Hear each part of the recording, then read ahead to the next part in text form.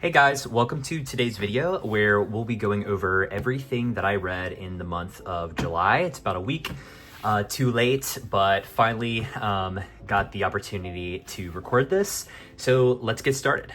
First thing I read was Red River Omnibus 2, which is volumes 4, 5, and 6. And this is like a historical isekai slash romance series. Really been enjoying this. I've tried to get a little bit more into shoujo series, just trying to branch out a little bit from just my typical action shonen. And this one still has a lot of good action in it, along with having some romance and being catered a little bit more to like a shoujo audience. But it's pretty good. I love the history and the battles that you see with the Hittites against their enemies. So really cool. You even kind of learn maybe just like a smidge of history along with this, but super cool. In this one, Yuri and Prince Kale are getting closer and they're starting to realize their love for each other. But of course the stakes keep on getting higher and higher with the Queen Sorceress trying to take care of both Prince Kale and Yuri. And then of course they're fighting against the Prince of Darkness in this one from the Mitanni Empire, as you can see here. And at the end, he takes Yuri captive, and a lot of drama going on. And the current arc is still technically not completed yet at the end of Volume 6.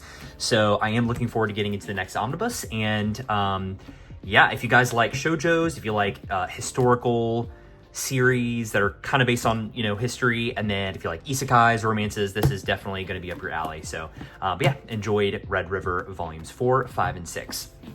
The next two volumes I read were The Fragrant Flower Blooms with Dignity, volume 1 and 2. Really enjoying the series.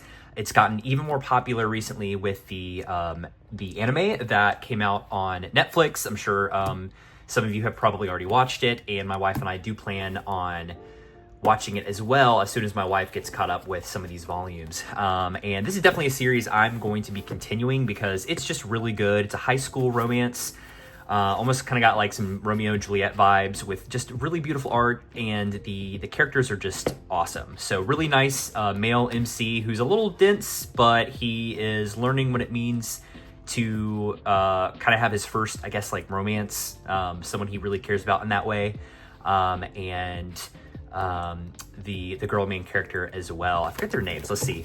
It's Rintaro, I knew that, and Kiaruko is the girl.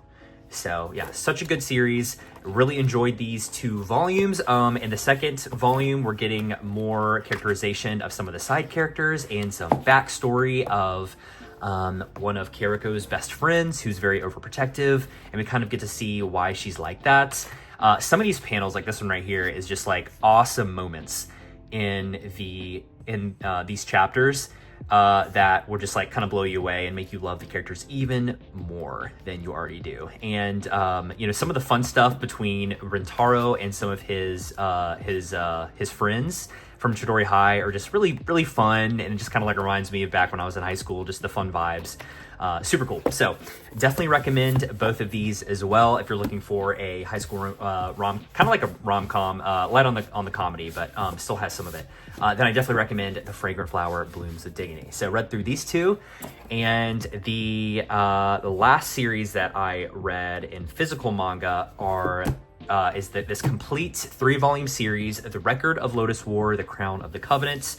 If you guys have been following my channel, then you've probably seen the shorts of me reading these. Such a good fantasy series, straight fantasy, no isekai, and it's a good it's a very solid fantasy. So it doesn't have a ton of like your isekai fantasy tropes. Like it definitely has like a main character, almost like a coming of age story, like with the main character who is a hero, and Lyle, and how Lyle tries to basically become his generation's great hero, right? Where if you remember the original manga or anime of Record of Lotus War, Sir Parn is like the hero of Lodos, right? Or the Knight of Lodos, I think is what he calls himself, the Knight of Lodos. And so Lyle here, it basically tries to become that for this generation of Lodos, as Lodos is basically thrown into war yet again, this time from the kingdom of Flam. So really good series. The characters are great. We even get a couple of characters from the original series, right? So Deedlit shows up because she's an elf and she's eternal, and even another character may show up as well. And we get some flashbacks of Parn and some of the older characters too. Unfortunately, this is it's a complete 3-volume series, but the story itself is based off of a novel series, and I don't know if the novels of The Crown of the Covenant are completed, but as far as I know, there's no news about a volume 4 to continue the overall story, which stinks because, man, I love the world of Lodos, and it's such a more of a mature fantasy, and to see it kind of stop right here after 3 volumes kind of stinks, but hopefully in the future they will continue to come out with volumes, which would be really, really awesome. But I definitely recommend this if you're looking for like a strong fantasy series that doesn't have a ton of like isekai tropes and stuff. This is definitely the series for you. Definitely recommend it. Okay, so those are all of like the physical manga that I read. So kind of a lighter month for me. I think this next month is going to be a little bit more heavier with some of the physical manga I'm reading. Of course, the digital manga, I've been reading a lot on Shonen Jump. And of course, One Piece, Harakaze Mound, which I've really been enjoying as a sports series. I've been keeping up with Odor of the Flame. I need to get back into Ketagami, which is a newer series that seems pretty good so far. It's kind of taken the, Harakaze Mound's kind of taken the place of Odor of the Flame for me, just because it just seems a lot more interesting. And I hope Odor of the Flame continues to do better. Nice Prison, I've kind of fallen off of, but Shiba Inu Rooms, Kagurabachi, and Akane Banashi, of course, I've been reading a lot of as well. It's one of my favorite series going on right now. That and, of course, One Piece and Harakaze Mound are probably my top 3. My wife and I, of course, read One Piece together. But yeah, so apart from the Shonen Jump series and these volumes, that's kind of what I've gone through over this month.